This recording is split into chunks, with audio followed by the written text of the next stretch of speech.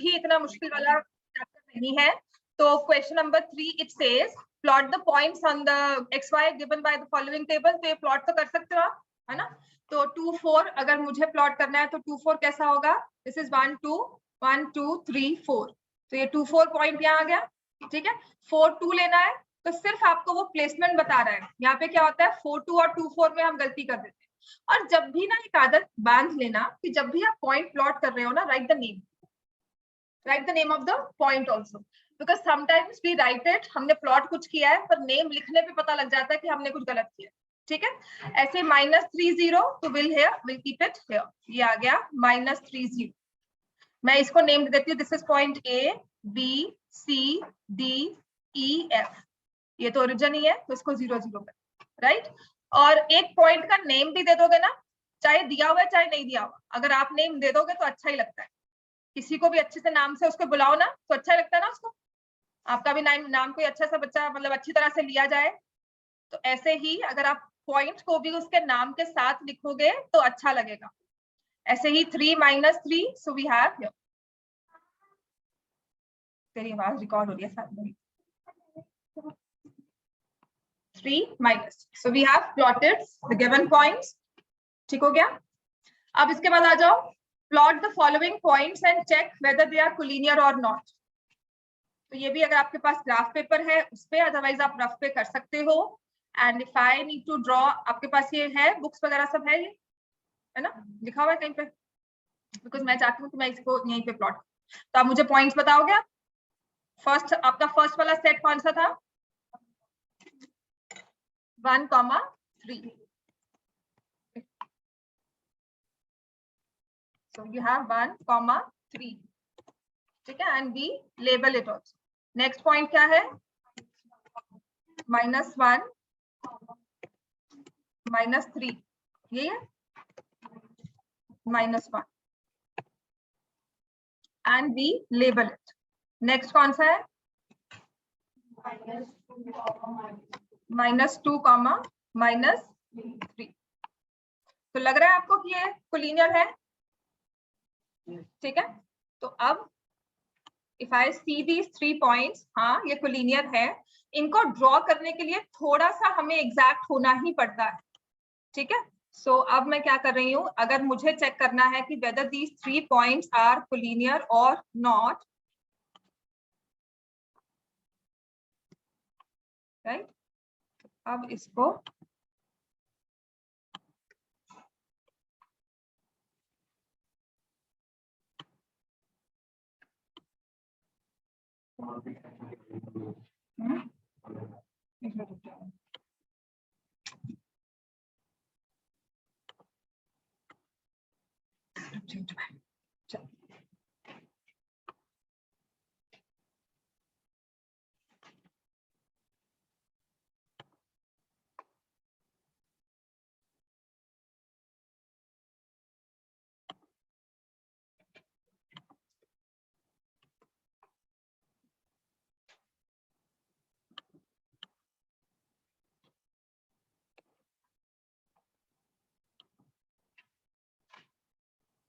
चलो next start करो भैया।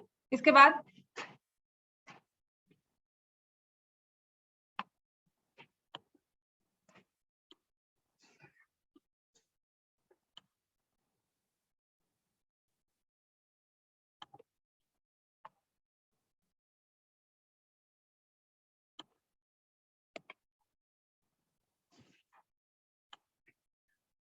so now we have these 3 points।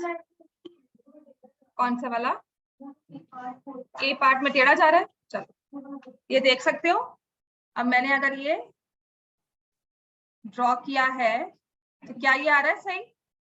जब आप एग्जैक्ट ड्रॉ करोगे ना, तभी मैंने कहा था इसको ग्राफ पे करेंगे तो बेटर रहेगा, that's why I have brought it here.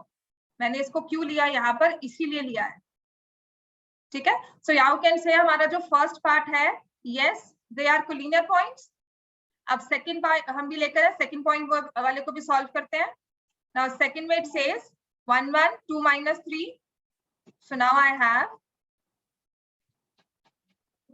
1 1 1 1 का आएगा, अगर ये 2 है तो 1 1 यहाँ हो गया, ठीक है।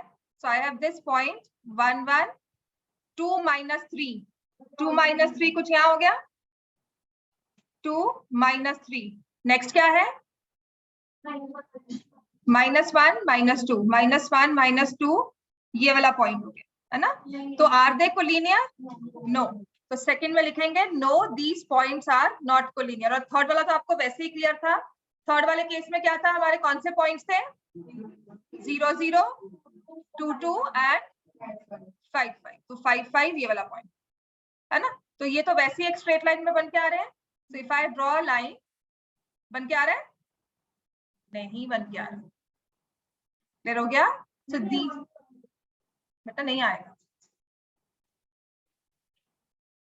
अगर मैंने सही नहीं लिया हाँ नहीं लिया सही ये 5 5 यहाँ नहीं है ना तो इसको आपको 5 5 यहाँ लेना दिस इज यहाँ पे पॉइंट ठीक है बिल्कुल आएगा यहाँ पे देखो पॉइंट सही नहीं लिया हुआ था so this is 2 2 and this will be 5 5 यहाँ पर क्लियर हो गया बेटा अब ये देखो बिल्कुल सही बनकर आ रहा है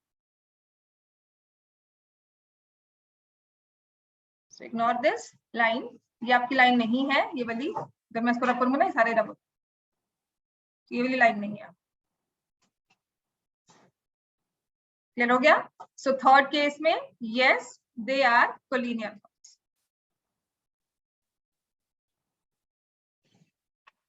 समझ में आ गया हमें तो जब भी हमें ड्रॉ कर हमें बताना है कोलिनियर है कभी कभी तो एग्जैक्टली पता लग जाते हैं या तो सभी के एक्स कोऑर्डिनेट सेम हो या सभी के वाई कोऑर्डिनेट सेम हो तब भी वो पॉइंट्स कोलिनियर होंगे जैसे 0 0 2 2 5 5 उसमें थोड़ा सा आइडिया लग गया otherwise you have to plot these points on the graph and see accordingly clear हो गया इतना अब आ जाओ नेक्स्ट क्वेश्चन है हमारा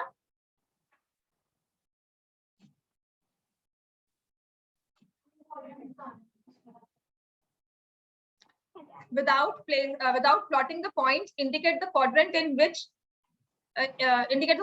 they lie if ordinate is 5 abscissa is -3 point किस फॉर्म में होगा पहले तो -3 5 और कौन से क्वाड्रेंट में लाई करेगा second quadrant abscissa is -5 ordinate is -3 third abscissa is -5 ordinate is 3 4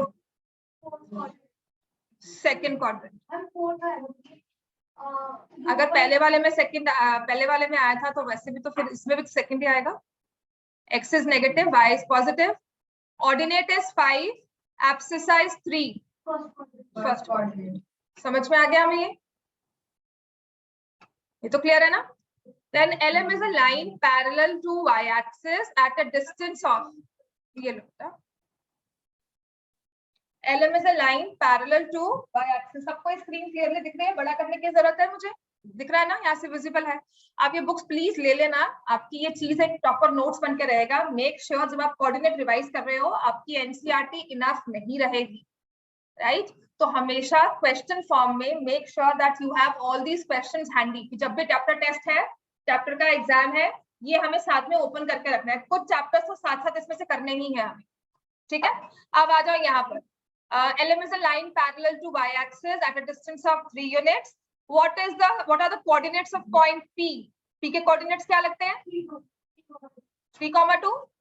ठीक है? 3,2. देखो उसने कहा है distance of 3 units.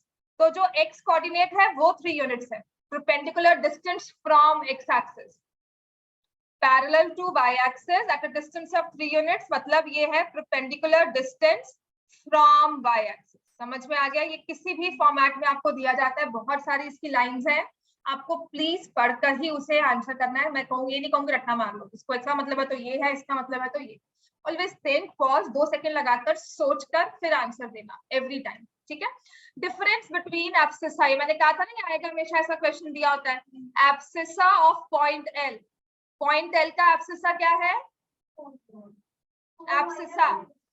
Abscissa 3 point L is 3 4 point M क्या है 3 minus 3 तो दोनों के एब्सिसा में डिफरेंस क्या है 3 minus 3 0 समझ में आ गया एब्सिसा क्या होता है पहले तो ये बताओ abscissa is x coordinate abscissa क्या होता है x कोऑर्डिनेट हाँ तो M का देखो x कोऑर्डिनेट क्या है 3 y कोऑर्डिनेट क्या है -. तो कुछ सिंपल सा क्वेश्चन है, फिर भी कंफ्यूजन होती है. In which quadrant or on which axis each of the following points lie? But sometimes this question also can be a part of your paper. ऐसा भी एक क्वेश्चन दे देते हैं. -3, 5 कौन से क्वाड्रेंट में लाई करेगा? Second. 4 - 1 4. 2 0 x axis. 2 2 first quadrant. -3 -6 third quadrant. ठीक है. Then which of the following points lie on y axis? A10? No. B10? No. C lie करेगा? Yes. D lie करेगा? Yes. E lie करेगा? Yes. F? No. G? Yes. H and I? समझ में आ गया? Now this is again an important because इसमें scale दे दिया. इसका मतलब क्या है?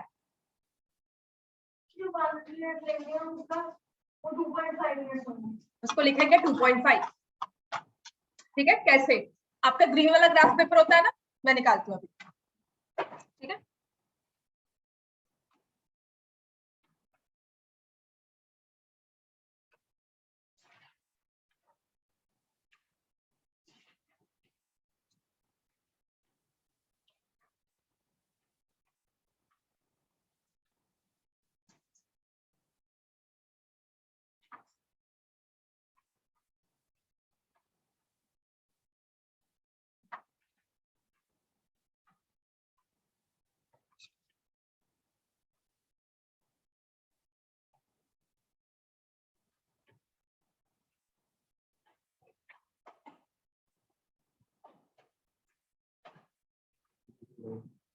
कौन सी वाली? ऑरेंज ढूंढनी पड़ेगी.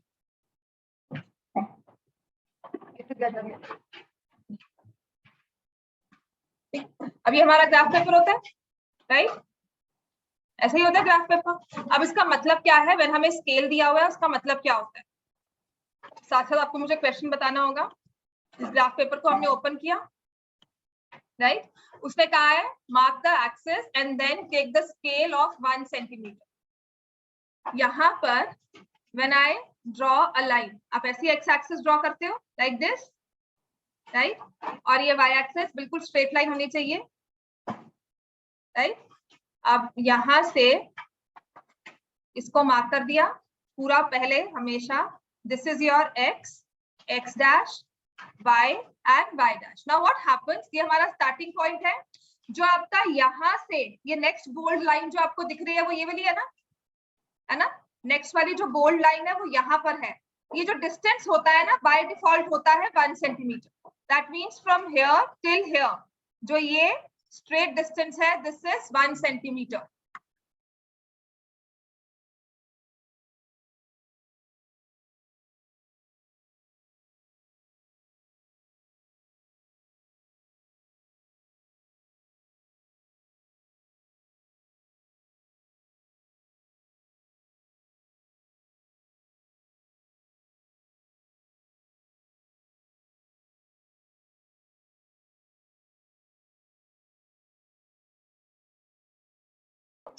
This distance is 1 centimeter. Did you get that? Right? उसने कहा है आपको स्केल क्या लेना है? 1 सेंटीमीटर को लेना है 0.25 यूनिट्स. तो यहाँ पर मैं क्या मार्क करूंगी? 0.25. नेक्स्ट जो डिस्टेंस आएगा उसमें मैं क्या मार्क करूंगी? 0.5. यहाँ क्या लिखेंगे? 1. नेक्स्ट क्या लिखेंगे? 1.25. नेक्स्ट क्या लिखेंगे? 1.5. देन सॉरी ये 1.5 गलत कर दिया. 0.25 का डिफरेंस है ना, तो फिर 0.5 के बाद क्या आएगा? 0.75. नेक्स्ट क्या आएगा? 1. नेक्स्ट होगा 1.25. नेक्स्ट होगा 1.5. Next will be 1.75 and 2. So we'll do this in on all the axes. मैंने कहा था ये आपकी आगे की क्लासेस मिस हो रही हैं उसके लिए था ना. मुझे पता था तुम नहीं आओगे. कोई बात नहीं, बच्चे सब ऐसे होते हैं. मेरे बच्चे भी यही करते हैं. ठीक है, तो आई नो इट्स ओके. तभी मैंने घर पे फोन किया था, आगे से नहीं मिस करोगे फिर. 0.25 ये 0.25, 0.5, then 0.75, 1, 1.25, 1.5, 1.75, so on, ऐसे नेगेटिव में। ठीक है, मैं बार बार नहीं लिख रही हूँ। अब हमें पता है डिस्टेंस, और यही हमारा बाय एक्सिस की नेगेटिव साइड आ गया। और जब ऐसा लिखा होता है ना, तो आपको अपने ग्राफ पे साइड पर एक स्केल लिखना होता है, जिसमें आप लिखोगे 1 सेंटीमीटर, ठीक है, इज इक्वल टू 0.25 यूनिट्स। समझ में आ गया? This is what is meant by scale. देखो आपका जो 1 है ना, वो यहाँ पर आया, तो अगर मुझे स्क्वायर रूट ऑफ 2 शुरू करनी होगी ना, बनानी होगी, तो मैं यहाँ पे बनाऊंगी परपेंडिकुलर लेकर। दोनों में सेम स्केल। ठीक हो गया? क्योंकि क्वेश्चन अभी यही का है कि नहीं, देखें question says plot the points use scale, तो स्केल सब में सही होगा। अब आप मुझे बताओगे यहाँ पर स्केल लेकर, मुझे पॉइंट्स बताओगे सारे। है मेरे पास अगर मैं वहां नहीं होती तो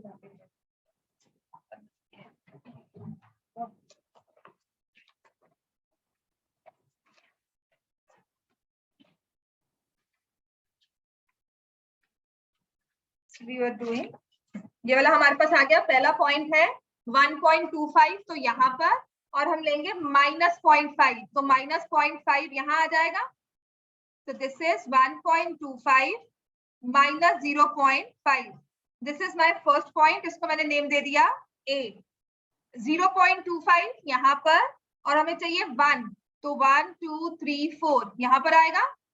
B पॉइंट 0.25 एंड 1, ये पॉइंट है। ठीक हो गया? 0.25 एंड 1, देन 1.5 यहाँ, और हमें चाहिए 1.5, तो देखो ये 1 2 ये आ गया हमारे पास, ये वाला है ना, 1.5 1.5, ये पॉइंट है। ठीक है, this is point C।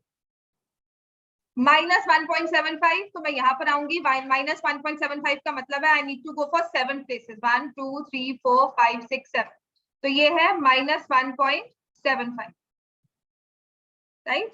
Next है -0.25, तो कुछ यहाँ पर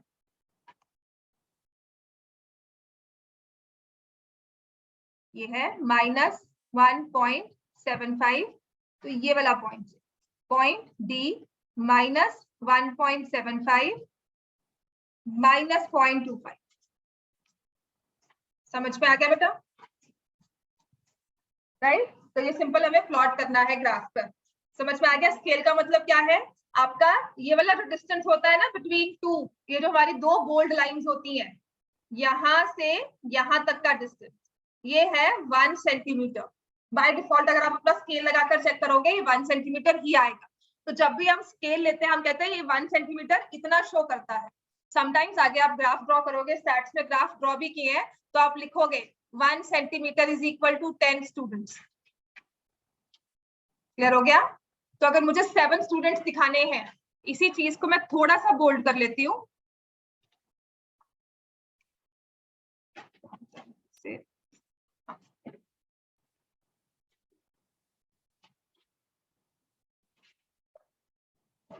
ठीक है, तो इस चीज को मैंने अब थोड़ा सा बोल्ड किया। व्हाट हैपेंस, अगर मुझे देखो यहाँ पर मुझे पता है इट्स 0 एंड इट इज 1, है ना, ये 0 पॉइंट है और ये मान लो 1 है। मैंने कहा 1 centimetre is equal to 10 students, और अगर आपको 7 शो करना है, तो इसके बीच में आपकी कितनी डिविजन होती हैं? 10, तो 7 का आएगा, कुछ यहाँ आ जाएगा 7, ये हमारा सेंटर वाली लाइन हो गई 0.5, तो ये 5 स्टूडेंट शो करता है, 6 एंड 7। समझ में आ गया? तो why we take a scale, how we take a scale, हमारी कन्वीनियंस के अकॉर्डिंगली हमें नंबर शो करने आसान हो, इधर इन 5s और इन 2s और इन 10s। सबसे पॉपुलर स्केल या तो 5 का होता है, या तो 2 का होता है, या 5 का, या 10 का, और you take in 100s 50s। ठीक है, क्लियर हो गया बच्चों ये, है ना? अब ऐसे ही आ जाओ, नेक्स्ट हमारा क्वेश्चन क्या है?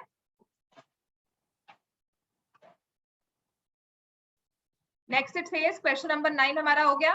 नेक्स्ट है क्वेश्चन नंबर 10। ये वाला क्वेश्चन भी आपके ना पेपर में होगा, टेस्ट पेपर आएगा कभी भी, तो ये क्वेश्चन आएगा उसमें। point lies on x-axis at a distance of 7 units from y-axis. एक point है x-axis पे lie करता है, लेकिन lie कहाँ पे करता है x-axis पर? अच्छा, उसके लिए lie करना x-axis का मतलब क्या है? If a point lies on x-axis, तो उसके बारे में क्या for sure बता सकते हो? क्या 0 होगा? y 0 होगा. तो point always has to exist in the form of x0. ठीक है? Point on x-axis will always exist in the form of x0. कि कोई x की वैल्यू, अच्छा x पॉजिटिव या नेगेटिव कुछ भी हो सकती है, वो हम देखेंगे. And a distance of 7 units from y-axis. तो 7 वो यहाँ पर भी हो सकता है, यहाँ भी हो सकता है. तो distance of 7 units का मतलब है point can be 70 और -70. समझ में आ गया? तो यहाँ तक आते आते मुझे समझ में आना शुरू हो गया कि पॉइंट 70 या -70 की फॉर्म में एग्जिस्ट कर सकता है. What are its coordinates? लिख लिया हमने coordinates. What will be the coordinates if it lies on y-axis at a distance of -7 from x-axis? तो आप क्या लिखोगे? क्या कोऑर्डिनेट्स हो जाएंगे? -70. समझ में आ गया?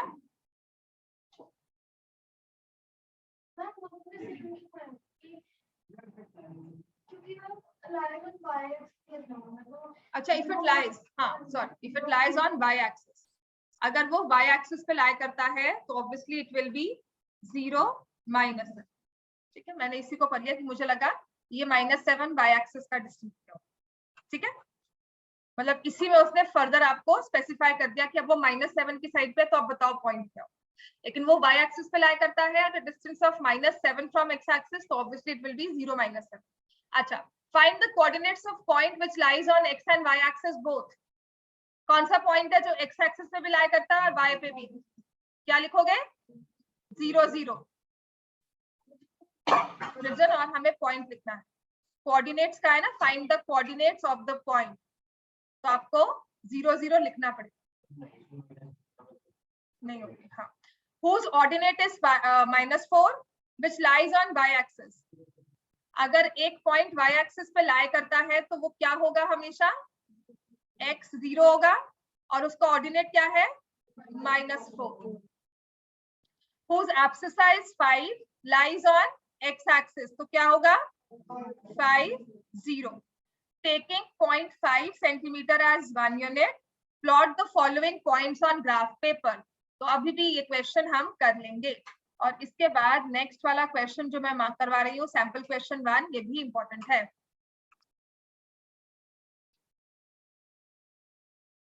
चलो अब ये प्लॉट करो. Taking 0.5 centimetre as 1 unit, plot the following points on graph paper.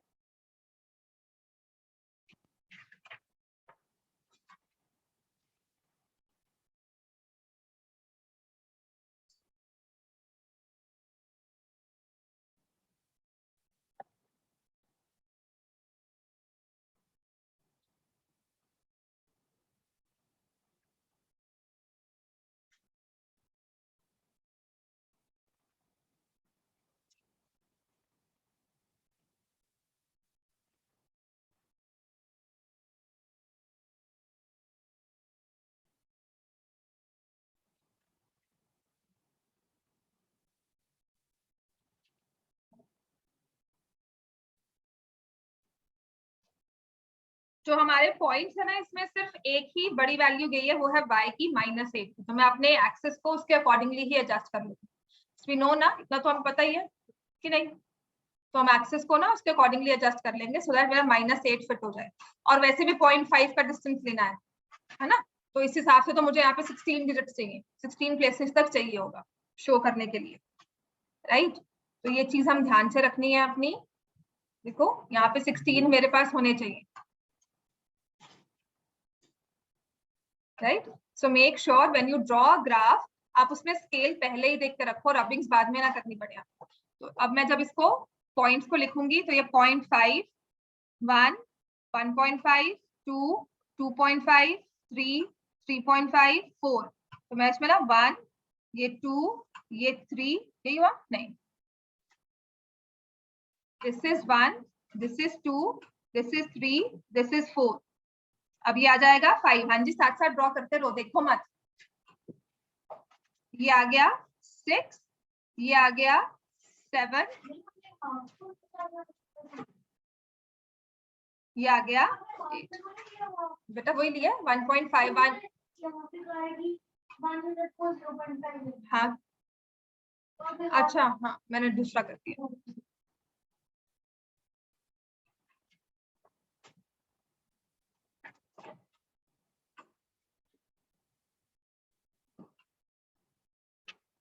तो ये हमारा फिर वही हो गया है। This is 2। वो भी डाल सकते हैं क्योंकि हमें एक तक चाहिए नहीं। बीच में पॉइंट्स भी तो शो करने हैं आपके। आपने 1 3 पिंक नहीं शो करेगा ना, -3 -1 भी शो करना है। अच्छा, ऐसे ग्राफ पे अगर मुझे ड्रॉ करना है ना, तो I go, this is my starting point and it says take 1 centimetre as 0.5 centimetre as 1 unit. तो ये आपका 0.5 आ गया एंड दिस इज 1। ये 1, ये 2, ये 3 है ना, और भी छोटा हो गया। हाँ जी बेटा, यही होगा।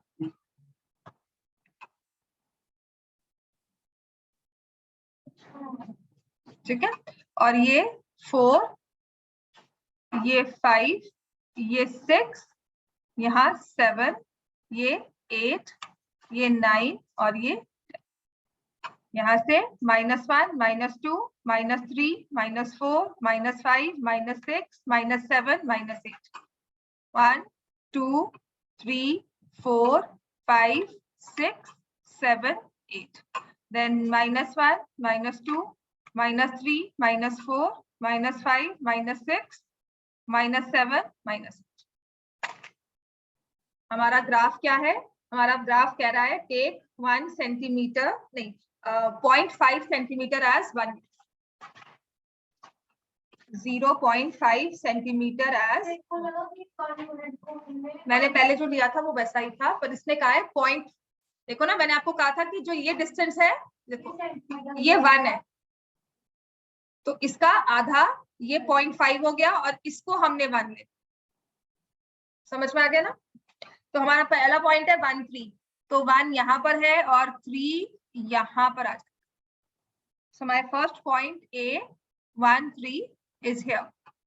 नेक्स्ट है -3 -1।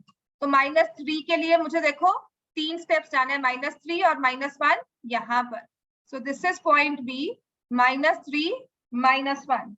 C इज 1 -4, तो 1 -4 के लिए ये 4 पॉइंट्स लूंगी यहाँ पर। C 1 -4। D में आएगा -2 3।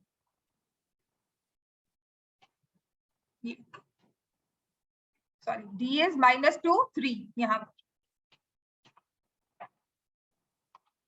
ठीक हो गया? D is -2 3।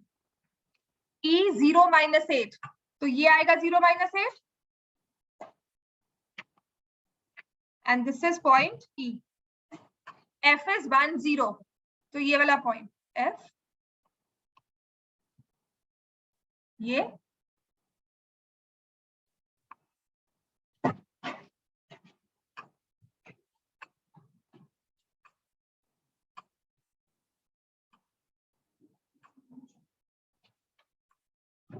A B C D E and F। चलो 6 के 6 पॉइंट्स हमने प्लॉट कर।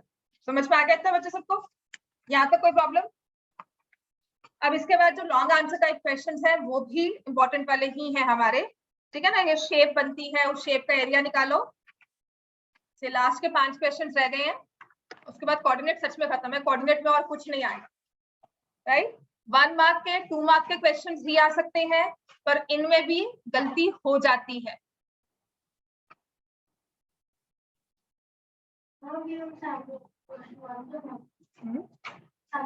हाँ, सैंपल क्वेश्चन 1।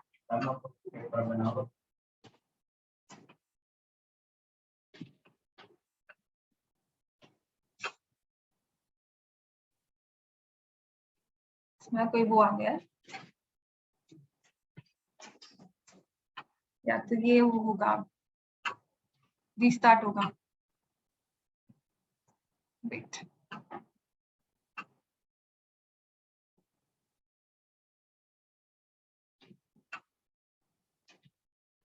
चलो करो स्टार्ट भी अपना सैम्पल क्वेश्चन। क्या देख रहे हो? पेपर अभी फिलहाल तो नहीं बना हुआ, मैं 2 मिनट में दे देती हूँ। रुक जाओ, तुमने जो भेजा ना वो लिंक पूरा भेजा हुआ था, उसमें से ले लो कोई, CBSE ऑनलाइन पूरा पेपर नहीं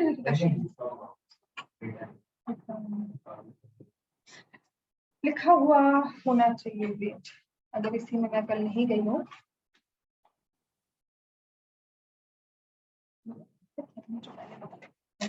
प्रिपेयर भी नहीं कर पाती।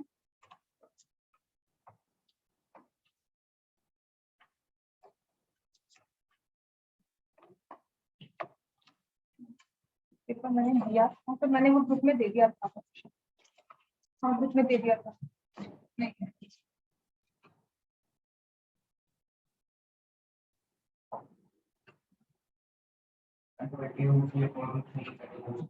20√3।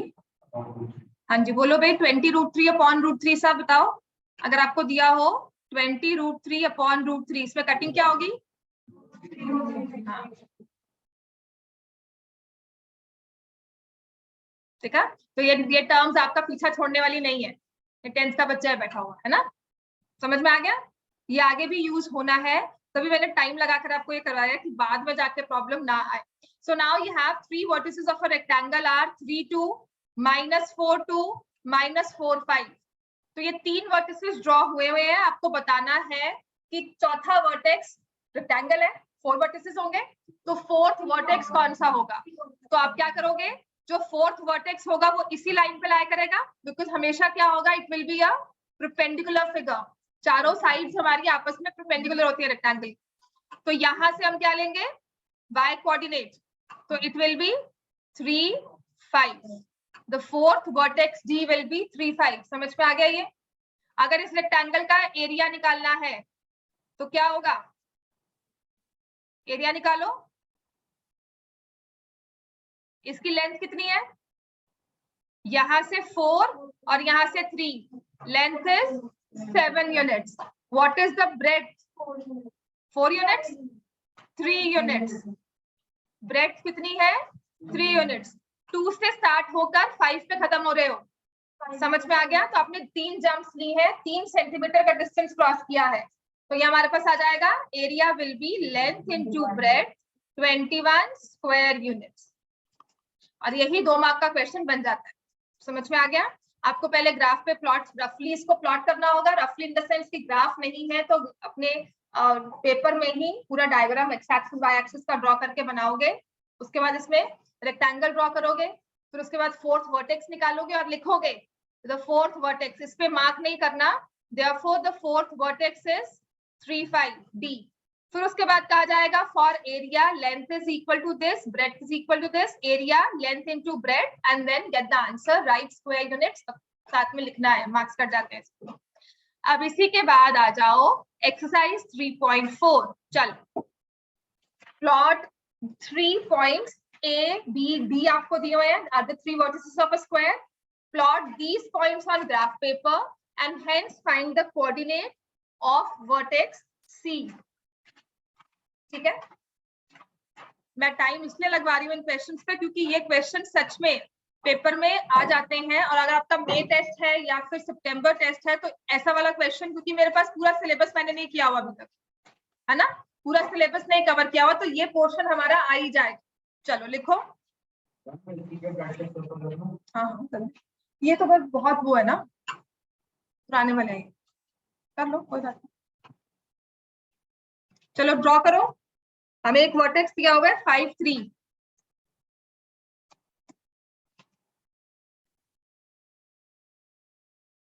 नेक्स्ट हमें वर्टेक्स दिया हुआ है -2, 3।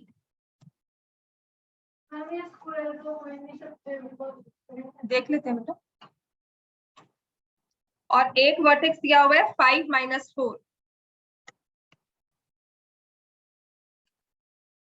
ठीक है, ये वाला, राइट? इतना क्लियर हो गया? हमने ये 3 पॉइंट्स को यहाँ पर प्लॉट कर लिया, राइट। तो इसके बाद if I take it,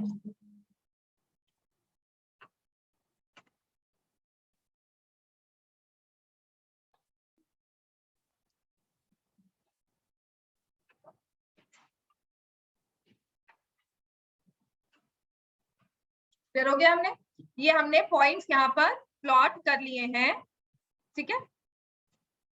this is ए, नहीं दिस इज ए 5 3 -2 3 हमारा बी, और ये हो गया डी। तो अगर अब मुझे यहाँ पर फोर्थ वर्टेक्स निकालना है, तो ये क्लियर है कि यहाँ से मैं इसको ऐसे लेकर जाऊंगी, तो यहाँ पे कहीं आएगा, उसका एक्स कोऑर्डिनेट क्या होगा फोर्थ वर्टेक्स सी का, -2, और y कोऑर्डिनेट क्या होगा, -4। समझ में आ गया। स्क्वायर का मतलब है ऑल साइड्स इक्वल। आपको कुछ नहीं करना है, स्क्वायर और रेक्टेंगल को ड्रॉ करना सबसे आसान है, बिकॉज आपकी परपेंडिकुलर लाइंस ही जाएंगी। तो जहां एक पॉइंट है वहीं से आपको परपेंडिकुलर लेना है, और आपको अभी फिलहाल के लिए सारे पॉइंट्स ना प्रॉपर एग्जैक्ट दिए जाएंगे। ऐसा नहीं है कि एक यहाँ उड़ रहा है, एक ऐसे टेढ़ा जा रहा है। आपको एक्स एक्सिस वाई एक्सिस को पैरेलल ही दिया जाएगा। क्लियर हो गया। तो अब अगर मुझे स्क्वायर की साइड बतानी है, what is the side of the square, so can I find it out. कितनी साइड है स्क्वायर की, अस्मी बताओ। स्क्वायर की लेंथ कितनी है यहां से लेकर यहां तक, ए बी, 4 4 इधर है, कहां पर, कैसे, यहाँ पे पॉइंट क्या लिखा है मैंने, 5 3, जूम कर दूं,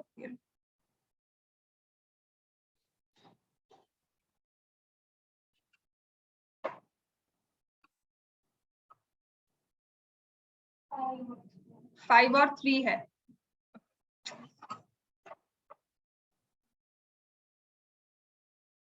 देखो तुम यहाँ खड़ी हो बी पर, और तुम्हें ए तक जाना है, ठीक है।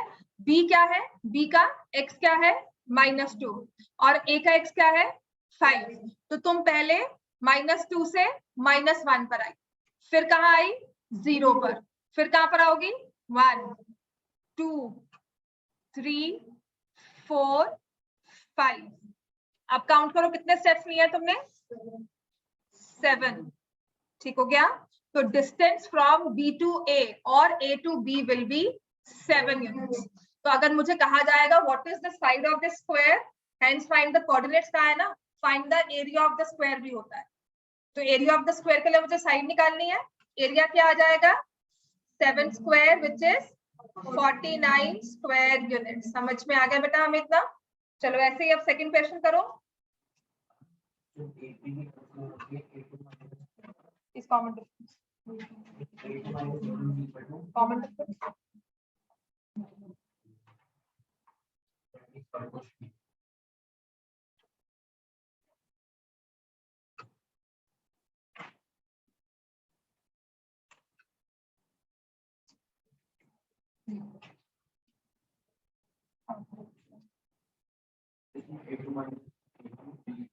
A3 minus A2। चलो right the coordinates of vertices of a rectangle whose length and breadth are 5 and 3 units respectively. One vertex at the origin, longer side on x-axis. One of the vertices lie in the third quadrant. ठीक है। तो इसके ना side by side हमें क्या करना होता है, ग्राफ को ड्रॉ करना होता है। कैसे,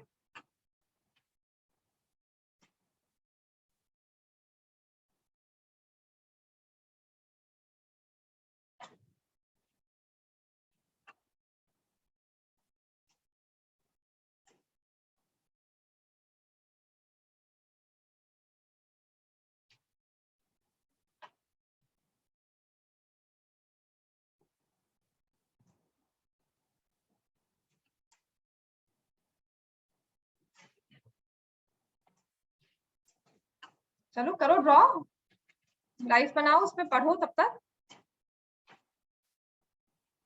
ना एक्चुअली सेटिंग हिल गई।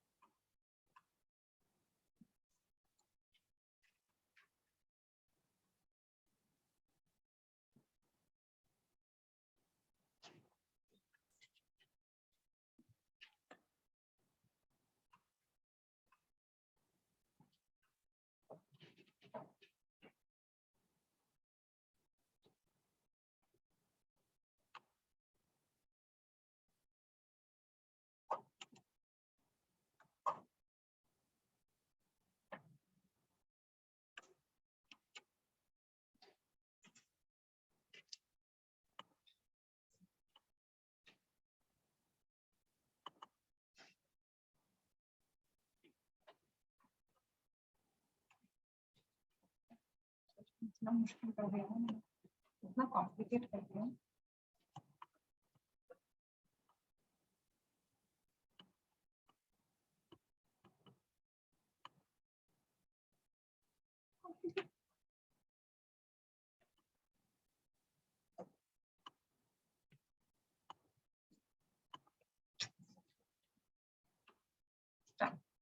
कॉम्प्लिकेट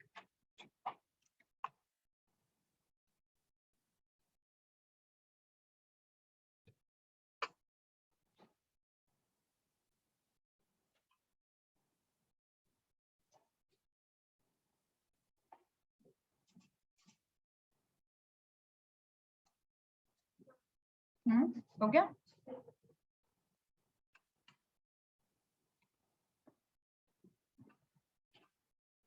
नाउ इट सेज यहाँ पर, अगर मैं इस क्वेश्चन को साथ साथ पढ़ रही हूँ, write the coordinates of a rectangle whose length and breadth are 5 and 3 units. तो लेंथ हमें लेनी है 5 यूनिट्स, ब्रेड्थ लेनी है 3 यूनिट्स। तो ऑब्वियसली कुछ ऐसी फिगर बनेगी, ठीक है, ये 5 और ये 3। नाउ इट सेज हमें उसकी लोकेशन जब हमें बतानी है तो इट शुड हैव समवट कोई स्टार्टिंग पॉइंट, कहाँ पे उसके चारों वर्टिसेस आएंगे। तो one vertex is at the origin, तो एक पॉइंट तो आ गया ओरिजिन पर, इसको आप ओ नेम दे सकते हो। Longer side lies on x axis, longer side कौन सी हुई, जिसकी लेंथ है 5 यूनिट्स, तो वो एक्स एक्सिस पर यहाँ भी हो सकती है और वो नेगेटिव साइड पर भी हो सकती है। And one of the vertices lies in the third quadrant, तो अगर एक वर्टेक्स थर्ड क्वाड्रेंट में लाई करता है तो लॉन्गर साइड किस तरफ आ जाएगी, टुवर्ड्स द लेफ्ट। तो मेरा यहाँ से अगर ये स्टार्ट हुआ है 0 से, तो I will mark one vertex A as -5 0। अब दूसरी लेंथ मुझे क्या चाहिए, 3 यूनिट्स। तो 3 यूनिट्स मतलब हम आएंगे अब बाय एक्सिस नेगेटिव साइड पर, तो एक हो जाएगा 0 - 3, और इनके इंटरसेक्शन पॉइंट पर अगर मैं लेकर जाऊंगी fourth vertex, this is my first O A और ये B और ये C, तो ये क्या हो जाएगा -5 -3। So this OABC is the required rectangle। ये लिखोगे आप लास्ट में, वरना आपको सच में अपनी फिगर को एक्सप्लेन करना चाहिए कि मैंने बनाया क्या है। तो आई वांटेड द रेक्टेंगल, तो मैंने शो किया है OABC is the required rectangle।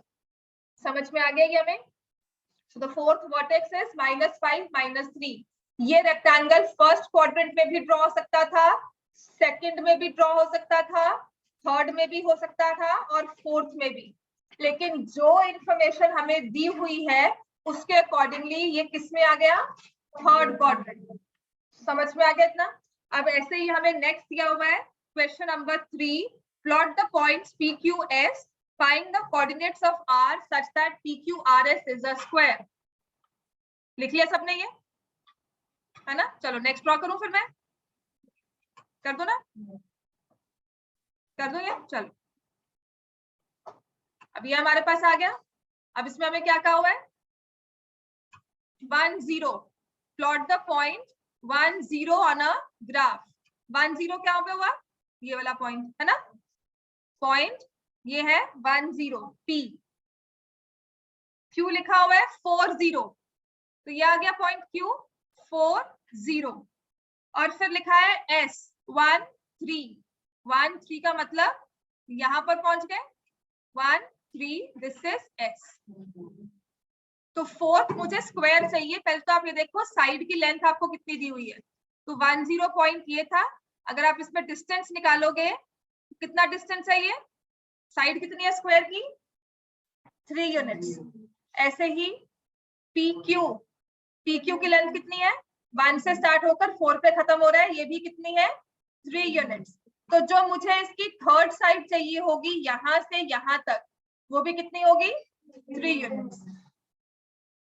ठीक है, तो ये पॉइंट कुछ यहाँ पे आएगा R का x कोऑर्डिनेट क्या होगा, R का x कोऑर्डिनेट क्या होगा 4, y कोऑर्डिनेट क्या होगा 3। So the fourth vertex R should be 4 3 for the given figure to be a square। तो हम लिखेंगे for PQRS to be a square, R के कोऑर्डिनेट्स हैं 4 3। coordinates of R are 4, 3. समझ में आ गया?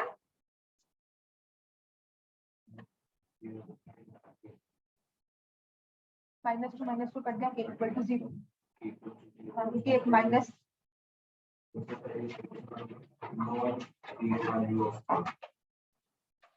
तुमने कहीं गलती माइनस करने में साइन चेंज किए.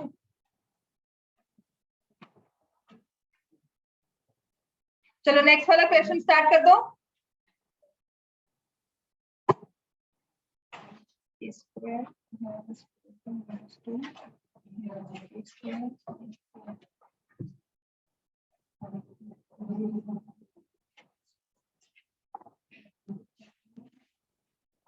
नॉन जीरो आएगी नहीं, सिर्फ जीरो ही बॉक्स.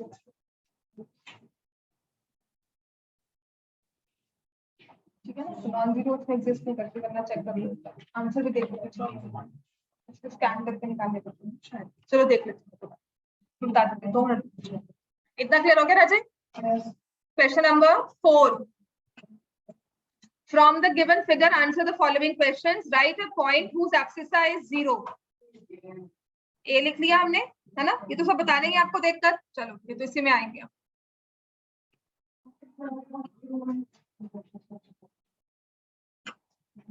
ठीक है, तो ये तो कर ही सकते हो वैसे, है ना? 5th क्वेश्चन, चलो ये वाला करो. 4th question, right the points whose abscissa is 0. तो उसमें आपने एब्सिसा 0 वाले देखो, एक तो आपको ये वाला पॉइंट मार्क किया हुआ है, एब्सिसा 0 लिखना है. मैं ऑर्डिनेट 0 ले ए है ये वाला और एल. ठीक हो गया? Write the point whose ordinate is 0. तो आई और ये जी. ठीक हो गया? Abscissa is -5. एब्सिसा -5 पे कौन सा आएगा? D and. समझ में आ गया बच्चों सबको? ये कर.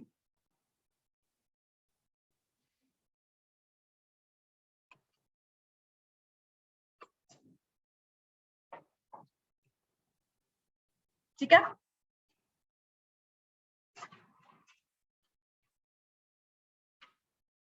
फाइन. चलो अब है plot the points A 1 - 1, B 4 5 on a graph. Draw a line segment joining these points. Write the coordinates of a point on this line segment between A and B. Extend this line segment. Write the coordinates of a point on this line which lies outside the line segment AB. तो अब ये हमें graph paper पर ही करना है.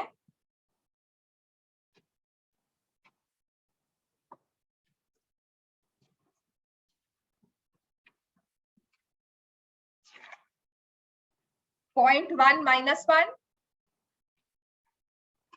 1 and -1, ये आ गया. Draw करो सर साथ साथ. 4 5. तो 4 5 जब मुझे शो करना है,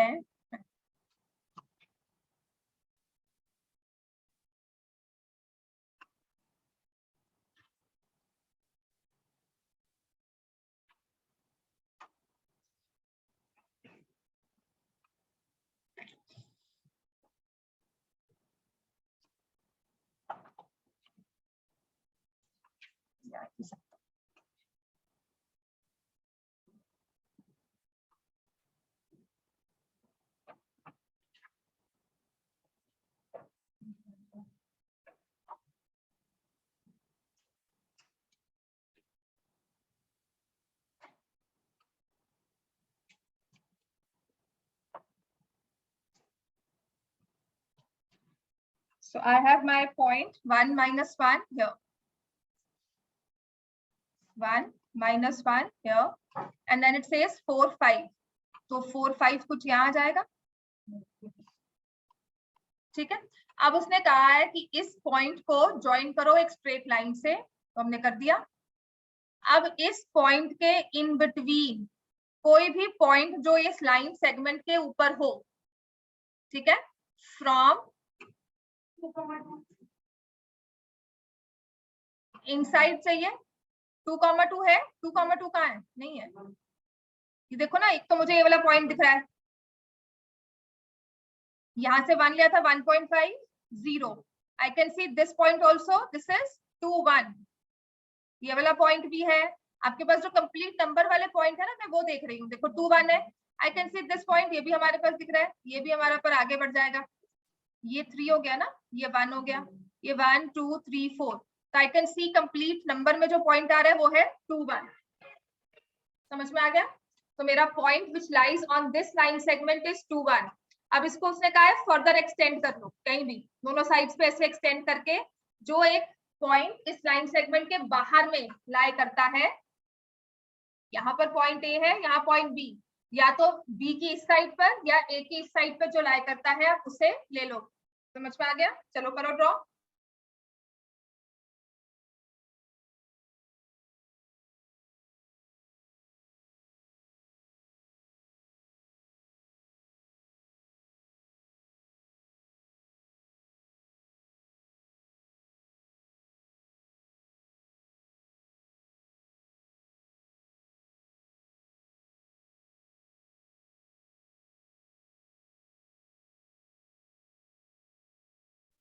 So you have this point 3 3 also, ठीक है? जब मैं देखूं ना तो ये पॉइंट देखो 3 3 भी आ, अब इसके बाहर इसको लेके जाना है, तो थोड़ा सा एग्जैक्ट में लेके जाएंगे ना, आपके पास आ ही जाएगा कुछ, राइट? बनाया इसके बाद ड्रॉ किया किसी ने? नहीं, मत कर।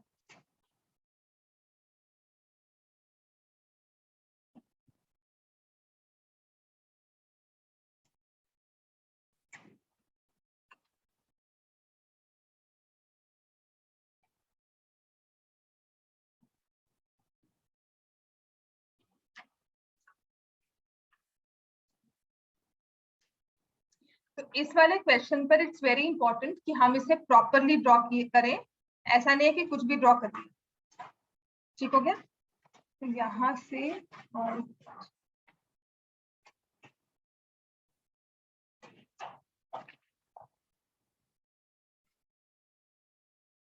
फोर फाइव, तो नेक्स्ट पॉइंट इसमें 5 7 भी आएगा, ठीक है? x 5 और y 7, वो पॉइंट भी इस पे लाई करें। समझ में आ गया? जब आप इसको थोड़ा सा एग्जैक्ट ड्रॉ करोगे तो यहाँ पे जो प्रॉपरली पॉइंट आपके पास आएगा वो होगा 5 7। समझ में आ गया ये आपको? हाँ, समझ नहीं आया? इसके लिए पता क्या करना है, तुम यहाँ पर आओ, इसको मैं, आपने ग्राफ ड्रॉ किया इसका? ग्राफ ड्रॉ किया? नहीं करा? तो हमारे पास है 1 -1, मैंने एक ये ड्रॉ किया। नेक्स्ट मेरे पास पॉइंट है 4 5, 4 5, ये ड्रॉ किया, ठीक है? अब उसने कहा है इन दोनों के साथ इन बिटवीन जो भी आपका लाई करता है, आपने वो पॉइंट मार्क कर दिया, और इसके बाहर जो पॉइंट कोई लाई करता है, तो अब इसको ना मुझे लेकर जाना पड़ेगा प्रॉपर एक स्ट्रेट लाइन में। इसको ड्रॉ करने के लिए मैं लेके जाती हूँ इसको, ये रहा।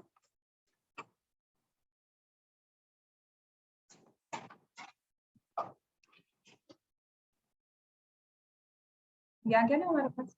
अब मैं इसको स्ट्रेट लाइन से अगर ज्वाइन करूंगी, सिर्फ स्केल लेकर करना हो, ठीक है? If I draw it like this,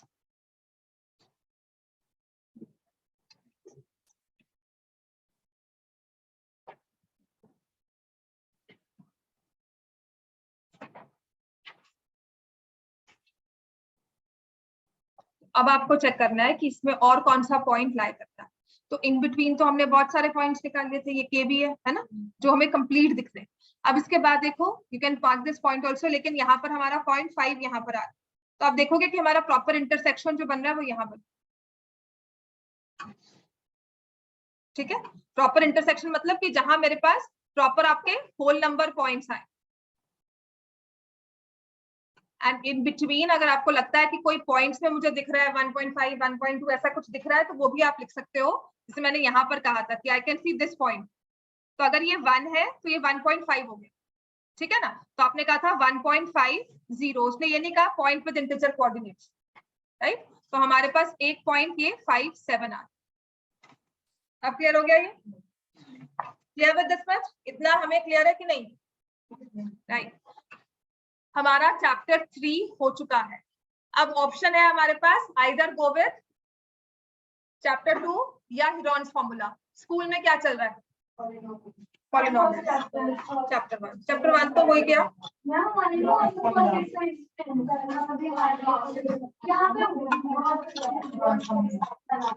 first start कौन सा करवा रहे थे आपको? और चैप्टर तो हो गया, ठीक है। पॉलिनोमियल्स तो हमने फर्स्ट चैप्टर कर लिया है, नंबर सिस्टम। एक है हमारे पास पॉलिनोमियल्स और एक है हीरोन्स फॉर्मूला। तुम्हारे स्कूल में हीरोन्स फॉर्मूला करवा दिया और टेस्ट में आएगा अभी जो फाइनल टेस्ट होंगे नंबर सिस्टम आएगा। नेम में हीरोन्स डाल सकते हैं, हीरोन्स तो लास्ट में हो जाएगा, ठीक है। हीरोन्स आएगा, चलो करवा दो हीरोन्स। हीरोन्स जल्दी हो जाता है और समझ में आएगा, बाद में देख लेना, कोई बात नहीं, हीरोन्स हो ही जाता है मेरे केस। हाँ क्यों? सही बात है। इसको पता है माधव के बारे में? जानते हो माधव को? जानते हो? अच्छा, हीरोन्स फॉर्मूला अब हम स्टार्ट करते हैं आपकी बुक का, ठीक है। बुक निकालो। हीरोन्स फॉर्मूला होता क्या है? Right, when we were in school ना, तो ये नेम जो था ना, ये हीरोन्स नहीं था, we had that Heron's formula. तो हमें टाइम में कहते थे हीरोज फॉर्मूला है, उसके बाद में इस नेम को चेंज किया और ये हीरोन है, ठीक है। हीरो फॉर्मूला नहीं है। तो मैं पढ़ती थी ना, सबको हीरोज फॉर्मूला था, हम लोग बहुत हंसते थे कि हीरोज का फॉर्मूला है। Now what is the name? So by the time आगे पढ़ना शुरू किया, जब आगे पढ़े तो समझ में आया कि there was this person Heron, जिसने इस फॉर्मूला को डिस्कवर किया या जिसने इस फॉर्मूला को डेवलप किया और फर्दर इसको यूज करने लायक बनाया, ठीक है। तो हीरोन फॉर्मूला होता क्या है? ये बेसिकली हम निकालते हैं एरिया ऑफ अ ट्रायंगल। इससे हीरोन फॉर्मूला में हम area of a triangle find करते हैं। ये कौन से? ठीक, तो ये हमारा है चैप्टर नंबर 12। इसमें से अगर आप देखोगे ओवरऑल इसके क्वेश्चंस बहुत इजी होते हैं। 3-4 तरह के क्वेश्चन है, वो मैं आपको सारे लिखवा दूंगी। जो डिफिकल्ट वाला क्वेश्चन होगा इसमें, जो बहुत कुछ ध्यान रखने वाला और लंबे वाला क्वेश्चन और कैलकुलेशंस भी अच्छे से होती है जिसमें, वो है हमारा क्वेश्चन जिसमें ट्रेपीजियम बना हो, ठीक है। लिखो, क्वेश्चन इन्वॉल्विंग ट्रेपीजियम। ये मार्क कर लेना कि जिस भी क्वेश्चन में ट्रेपीजियम बनाकर दिया होता है ना, वो क्वेश्चन डिफिकल्ट वाली कैटेगरी में आता है। हमें हीरोन्स फॉर्मूला यूज करना है to find the area of a trapezium. तो वो डिफिकल्ट वाली कैटेगरी, उसको 5 स्टार रेटिंग दे दो भाई। वो 5 स्टार वाला डिफिकल्टी लेवल है। उस क्वेश्चन पे अभी मैं फिलहाल आपको हो सकता है कि वो छुड़वा दूं, क्योंकि अगर वो हमारा रिड्यूस सिलेबस हो जाएगा तो वो डिलीटेड हो गया। लास्ट के 2 इयर्स ये क्वेश्चन डिलीटेड था कि कोऑर्डिनेटर्स द्वारा कोई क्वेश्चन हीरोन्स फॉर्मूला का नहीं आएगा। तो let's see for this time. अभी के लिए ये चैप्टर सबसे इजी चैप्टर है। एक ही फॉर्मूला है, एक फॉर्मूला का एक ही एप्लीकेशन है और ये आगे भी यूज होता है बहुत बार, ठीक है।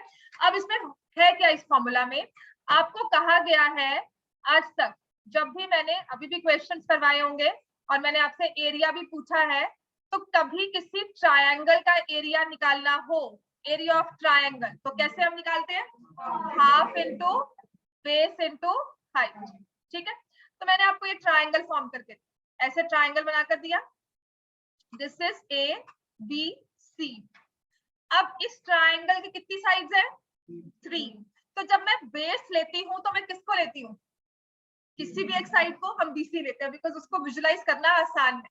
और हाइट क्या होती है? किसी कॉरेस्पॉन्डिंग हाइट लेते हैं। एक तो हाइट होती क्या है? परपेंडिकुलर कहाँ से स्टार्ट होगा? वर्टेक्स से। तो हाइट क्या होती है? किसी भी फिगर की हाइट क्या होगी कि उसके एक वर्टेक्स पे खड़े हो जाओ, उसके वर्टेक्स पे खड़े होकर उसके ऑपोजिट वाली साइड पे जाना है, बिल्कुल परपेंडिकुलर डिस्टेंस को, परपेंडिकुलर लाइन को फॉलो करते हो। मतलब मैंने यहाँ सर एक ना वो पोल रखा हुआ था, उस पोल पे रस्सी बांध दी। अब उस रस्सी को मुझे नीचे बीसी पर एक पोल लगाकर उस रस्सी को बांधना है, राइट। तो इफ आई स्टार्ट रनिंग, मुझे रस्सी को सबसे छोटा रखना है, तो मैं एक ऐसे डिस्टेंस पर जाऊंगी जो बिल्कुल परपेंडिकुलर होगा, और ये बन जाती है कॉरेस्पॉन्डिंग हाइट, क्योंकि मैंने बेस किसको लिया था? बीसी को। तो पहली बात तो समझना है कि जब भी हम एरिया ऑफ अ ट्रायंगल निकालते हैं, एरिया ऑफ किसी भी फिगर निकालते हैं, तो जो बेस लिया उसके साथ उसकी कॉरस्पॉन्डिंग हाइट होगी, कि जो उस पर आता हुआ परपेंडिकुलर होगा वही लेना। ठीक है, तो मैंने इसको नेम दिया H1। तो एरिया हो सकता है half into BC into H1। समझ में आ गया?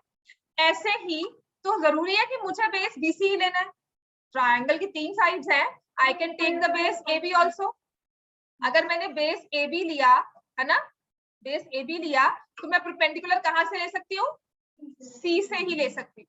तो ये C से परपेंडिकुलर यहां तक जाएगा और उसे हम क्या फॉर्म कर देंगे? H2। समझ में आ गया? इक्विलेटरल के केस में बाद में आएंगे, बट कॉरेस्पॉन्डिंग साइड्स का मतलब यही होता है कि जो बेस दिया हुआ है उसके ऑपोजिट में जो वर्टेक्स है उससे परपेंडिकुलर ड्रॉ करते हैं। समझ में आ गया इतना हमें? तो एक ट्रायंगल में कितने परपेंडिकुलर्स ड्रॉ हो सकते हैं? 3। समझ में आ गया? और AC के साथ I will start my perpendicular from B और यहाँ पर ये आ जाए।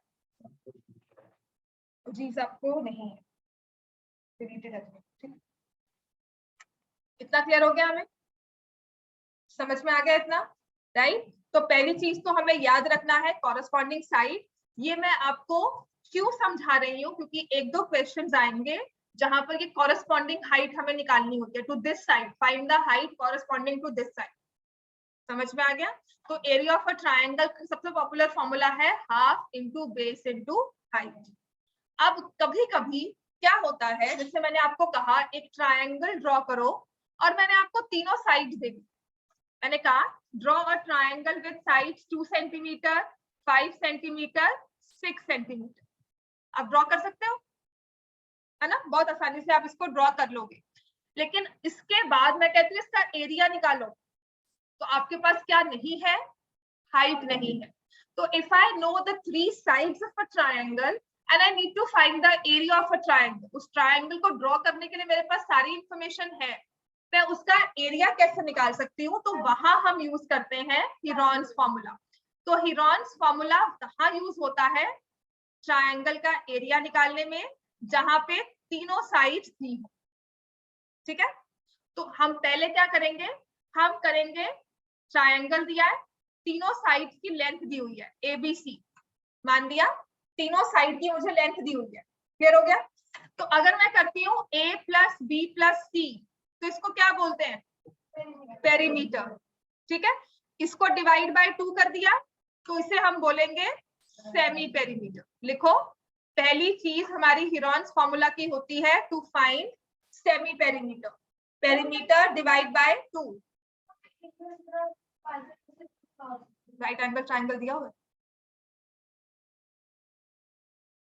नहीं ना?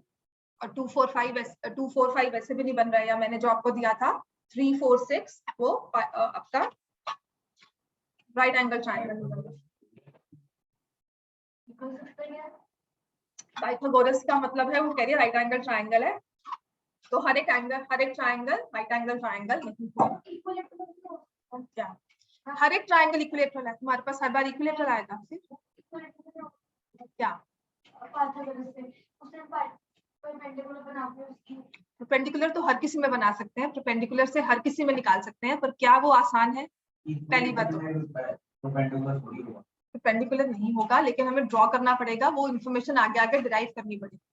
तो उसके बाद भी अगर मुझे एरिया निकालना है विदाउट फाइंडिंग द परपेंडिकुलर, और उसके मुझे वो लंबी कैलकुलेशंस पे नहीं जाना, तो उसी के लिए हीरोन्स फॉर्मूला आया। ठीक हो गया? राइट। तो A + B + C divide by 2 is semi perimeter. अब एरिया ऑफ अ ट्रायंगल का फॉर्मूला क्या होता है? लिखो, इज इक्वल टू, अब देखो फिर से स्क्वायर रूट आ गया। सेमी पेरीमीटर को मैंने किस अल्फाबेट से शो किया है? S, small s। तो हम क्या लिखते हैं? S into S - A into S - B into S-। बस ये एक यही फॉर्मूला है। आप एक्सरसाइज को एग्जांपल 1 शुरू कर दो, या फिर आप आगे पहुंचो एक्सरसाइज 1 अपना 12.2, कोई भी क्वेश्चन लोगे आपका हीरोन्स फॉर्मूला में एरिया ऑफ अ ट्रायंगल का यही फॉर्मूला आएगा। क्या? डिवीजन में कहाँ है बेटा, डिवाइड बाय 2 कर दिया, डिवाइड बाय 2 कर दिया तो उसको एक न्यूमेरिक वैल्यू मिल जाएगी, 2 से डिवाइड होकर 2.5 आ जाएगा, 4 आ जाएगा, 9 आ जाएगा। ऐसे आपके पास 3 साइड्स होंगी ABC, उसको आप सब्ट्रैक्ट करोगे, फिर स्क्वायर रूट करोगे, फिर ये मल्टीप्लिकेशन में है बाकी सभी टर्म्स। ठीक है, तो जैसे कि मैंने आपको ये ट्राइंगल दिया 2, 5, 6, मुझे इसका एरिया निकालना है।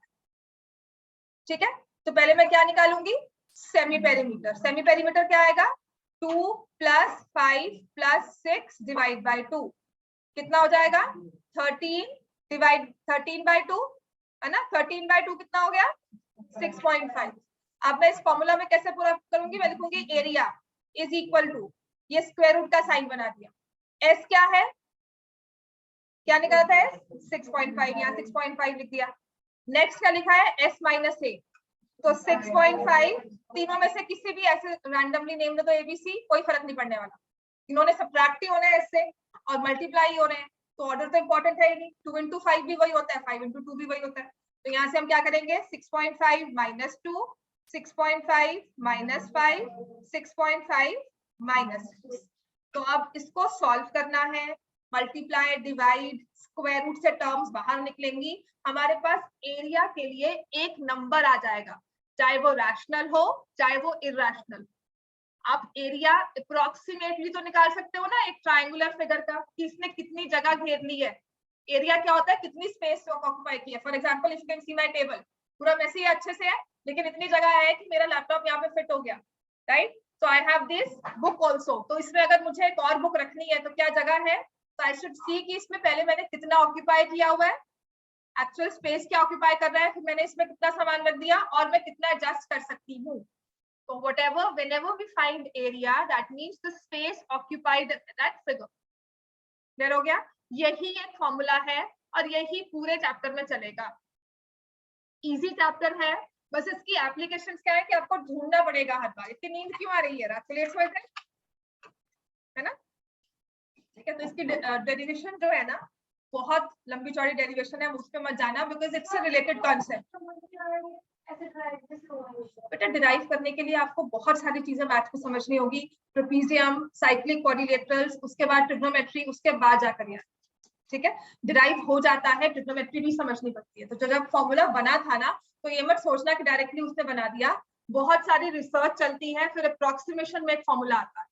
तो दिस हैज मल्टीपल एप्लीकेशन, ये फर्दर आप क्वाड्रिलेटरल्स में भी लेके जाते हैं। बेसिकली हीरोन्स फॉर्मूला जो बना था it was for quadrilaterals and some special type of quadrilaterals जिसको फर्दर यूज करके हम ट्रायंगल्स में लेकर आए।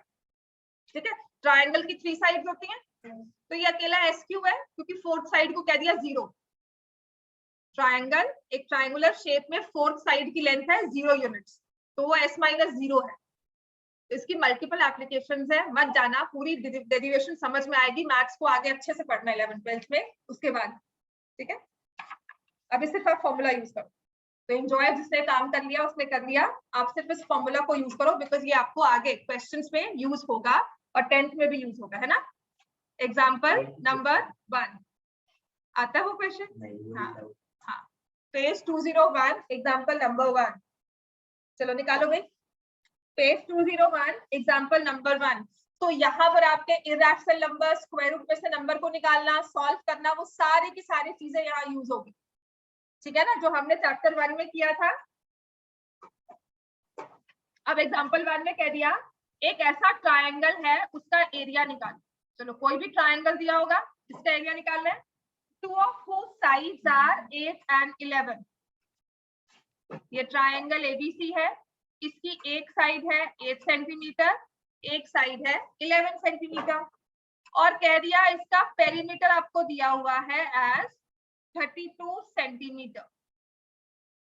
तो अब इसका एरिया निकालना है, तो मुझे पता है कि अगर मुझे एरिया ऑफ ट्रायंगल निकालना है तो मैं कौन सा फॉर्मूला यूज करूंगी, हीरोन्स फॉर्मूला, है ना, क्योंकि पहला ही क्वेश्चन है, अभी मैंने पढ़ाया हीरोन फॉर्मूला, तो वही यूज करेंगे। तो आई राइट माय फॉर्मूला है where S is equal to A + B + C divide by 2।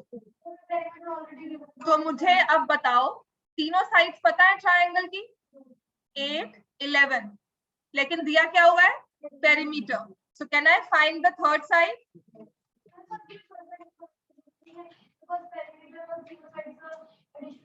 ना निकालो बेटा, कर लो सॉल्व, ठीक है, आप ना निकालो और आप सॉल्व करो। क्लियर हो गया? x is equal to 13 centimeter. So my third side is 13 centimeter. Right? Now I will find semi perimeter. Semi perimeter में मुझे perimeter दिया हुआ है 32, तो 32 divide by 2 कितना हो जाएगा? 16. Right? अब हम अपने फॉर्मूला में आएंगे, तो यहाँ लिखेंगे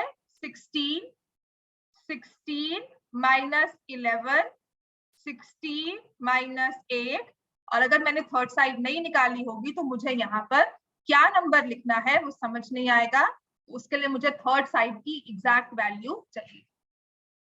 क्लियर हो गया? क्लियर हो गया ना इतना? बस इसके बाद तो आपकी अपनी कैलकुलेशंस है, हमने फॉर्मूला यूज करके फॉर्मूला में वैल्यू पुट कर दी, तो अब एरिया क्या बन जाएगा, देखो अब स्क्वायर रूट वाले नंबर को लिखना है, 16 into 5 into 8 into 3, राइट?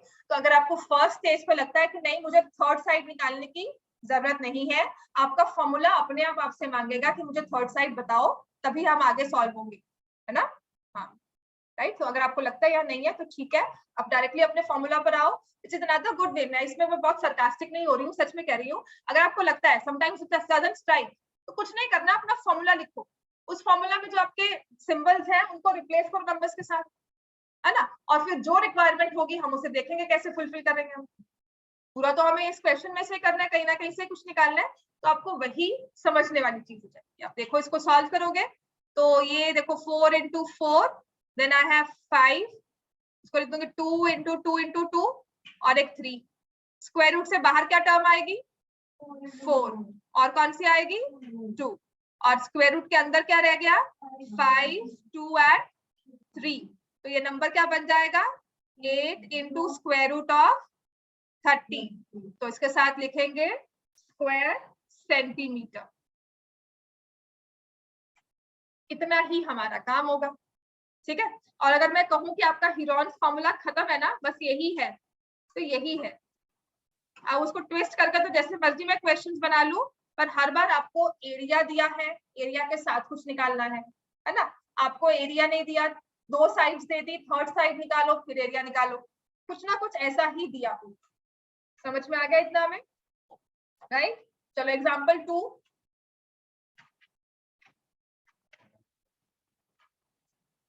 अभी तो लूंगी, नेक्स्ट क्लास पे आएगी, दे दो कोई बात नहीं, बिटवीन इनको काम ले। चलो एग्जांपल 2 स्टार्ट करो। कौन सा?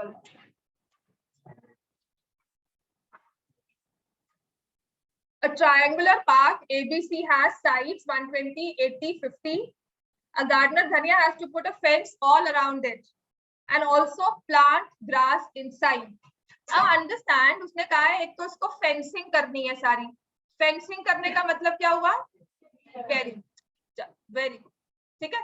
तो जब फेंसिंग ऑल अराउंड का हुआ है ना, तो इसका मतलब उसे क्या निकालना है? पेरीमीटर, और अंदर उसके ग्रास भी ग्रो करनी है, तो जब ग्रास वाला निकालना है तो हमें क्या होगा? हमें क्या निकालना है? Area. How much area does she need to plant? Find the cost of fencing it with barbed wire at the rate of 20 per meter, leaving a space of 3 meter wide for a gate on one side. तो fencing में बाद में आए, पहले तो हम area निकालेंगे।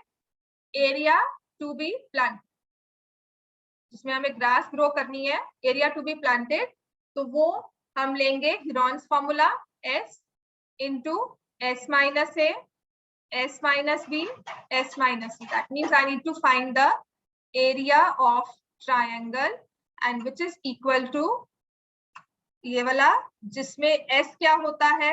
A plus B plus C by 2.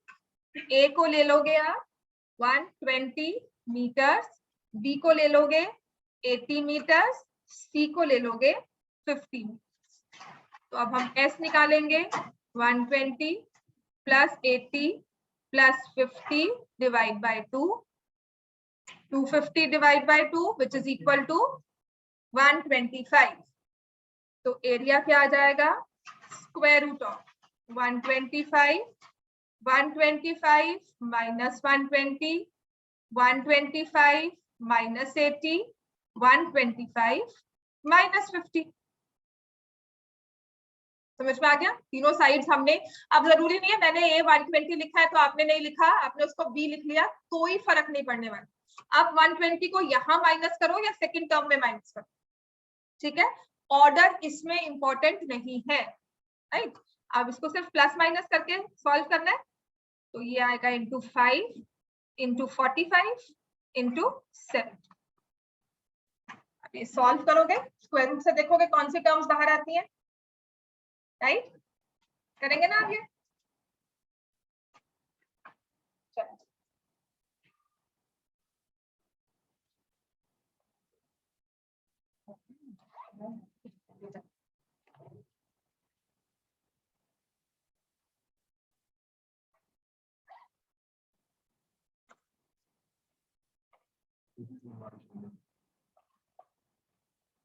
Equal roots में क्या होता है? तो इसमें है a plus 1 into x square minus 2 a plus 1 into x plus 1 equal to 0, तो b square minus 4ac equal to 0। इसका होल स्क्वायर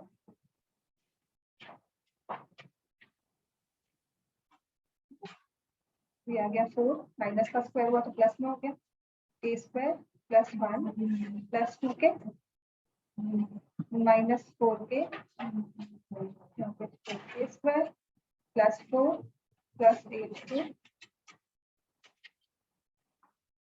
तो 4k स्क्वायर तो रहेगा, है ना? ये plus 4k equal to 0, 4k common ले लिया, k प्लस 1, या तो k की वैल्यू 0 है या k की वैल्यू क्या है, बेटा product of two numbers is equal to 0, या तो ये टर्म 0 है या ये टर्म 0 करो इसको, ठीक है? तो k इक्वल टू 0 हो सकता है, बिल्कुल हो सकता है, क्योंकि यहाँ पर k प्लस 1 दिया हुआ है, ये पूरी टर्म 0 नहीं है। इस पर क्वेश्चन नंबर 2 की फिगर बना कर लाओ, ठीक है? आ गया आंसर सबका? अब इसको हम लिखेंगे 5 इंटू 5 इंटू 5, नेक्स्ट पेज पे कर दो, है ना? मुझे नंबर्स बोल दो क्या है, 125 इंटू 5 इंटू 45 इंटू 75। तो पहले मैंने आपको कहा था जब भी स्क्वायर रूट में नंबर दिया होता है इसको फैक्टराइज कर लो, कुछ और नहीं समझ में आ रहा तो 45 क्या लिखा मैंने, 9 इंटू 5 एंड 75 को लिखा 25 into 3। So now I have 5 और ये एक 5 आ जाएगा, 3 बार 5 बाहर आ गया, समझ में आ गया, है ना? एक बार 3 बाहर आ गया, तो अब मेरे पास स्क्वायर रूट में क्या रह जाएगा, 5 and 3 which is 15, तो 125 into 3 is 375 square root of 15 square meters, right? This is the area, square meters मेरा ये एरिया आ गया। सारा लिखो इसमें क्या क्या है, नहीं इसमें यार 220 है, सारा फॉर्म करो, लिखो ना, क्लियर हो गया? अब उसने कहा है that it has to be fenced with barbed wire at the rate of ₹20 per meter। तो आप क्या निकालोगे उसमें, अगर उसको फेंसिंग करनी है तो यहाँ से स्टार्ट करेंगे, ये साइड 120 है, यहाँ पर 80 और यहाँ पे 50, तो कितनी फेंस चाहिए, लेंथ ऑफ द फेंसिंग क्या होगा, बार्ब्ड वायर क्या होगा, पेरीमीटर आपने क्या निकाला था पीछे, 250 मीटर्स, तो इतनी वायर चाहिए, है ना? लेकिन क्या लगना है, 3 मीटर का एक गेट रखना है, उसकी एरिया, उसका हमें लेंथ छोड़ना है, स्पेस छोड़नी है, वो कहीं भी हो सकती है, तो मैंने किया -3 metre, so the length of wire required 247 metre, wire चाहिए 247 और वायर की कॉस्ट क्या है 20 पर मीटर, तो कितनी चार्जेस पड़ जाएंगे, कॉस्ट ऑफ वायर, तो आप क्या लिखोगे, ₹247 multiplied by 20 and it will be equal to 4940 ₹4940। Clear हो गया हमें? चलो एक क्वेश्चन और, एग्जाम्पल 3, उसके बाद ना आराम से बैठकर क्वेश्चन नंबर 2 करना है, क्वेश्चन नंबर 1 अभी नहीं करना, वो मैं करवाऊंगी, उसके बाद क्वेश्चन नंबर 2 करोगे, but right now start with example 3। आपको अगर कुछ नहीं आएगा ना पेपर में, एग्जाम्पल 3 तो एक तरह से आ ही जाएगा आपका। हीरॉन्स फॉर्मूला का first important question example number 3 है, जिसमें रेशियो ऑफ साइड्स दी हुई है 3:5:7 के बाद, ठीक है। रेशियो ऑफ साइड्स दी है और पेरीमीटर बताया हुआ है। पेरीमीटर कितना दिया हुआ है? 300 मीटर। और इस इंफॉर्मेशन से कहते हैं फाइंड एरिया। तो जब भी आपको, अब आपको पता है कि अगर एरिया ऑफ ट्राइंगल निकालना है ना, तो एक आपके पास हीरॉन्स फॉर्मूला वाला ही केस है, जब तक आपको हाइट नहीं मेंशन की हुई, ठीक है ना, कि height is this, base is this, तब तक आप हीरॉन्स फॉर्मूला ही अप्लाई करोगे। हीरॉन्स फॉर्मूला जब लगाओगे तो आप देखोगे कि मुझे तीनों साइड्स चाहिए, सेमी पेरीमीटर चाहिए, और अगर तीनों साइड्स आ गई तो पेरीमीटर तो आ ही जाएगा, है ना। तो उसके लिए क्या मेरे पास तीनों साइड्स हैं? डायरेक्टली नहीं है, रेशियो दी हुई है और पेरीमीटर दिया हुआ है। तो हम क्या लिखेंगे? Let the sides of the triangle be 3x, 5x and 7x units metres. 3x metres, 5x metres, 7x metres, और पेरीमीटर दिया हुआ है कितना? 300 मीटर्स। तो हम क्या लिखेंगे अब इसमें, कैसे इक्वेशन फॉर्म करेंगे? 3x plus 5x plus 7x is equal to 300, और ये आ जाएगा हमारे पास 15x is 300, x की वैल्यू कितनी आ जाएगी? 20. Therefore, sides of triangle are 3 into 20, 5 into 20, 7 into 20. 60 meters, 100 meters और 140 मीटर। अब ये तीन साइड्स हैं, पेरीमीटर है। Can you find the area? Yes, बस अप्लाई करो फॉर्मूला और निकालो। इसके बाद एक्सरसाइज 12.1 अगर क्वेश्चन हो गया, एक्सरसाइज 12.1 क्वेश्चन नंबर 2 स्टार्ट कर देना। सिंपल देखना कि ट्रायंगल क्या क्या निकालना है, आगे की बातें छोड़ देना उसको, ठीक है। तो तुम्हें दिया हुआ है two tangents PR and RQ are drawn from some graph the circle PRQ, ये वाला एंगल है, then prove that OR is equal to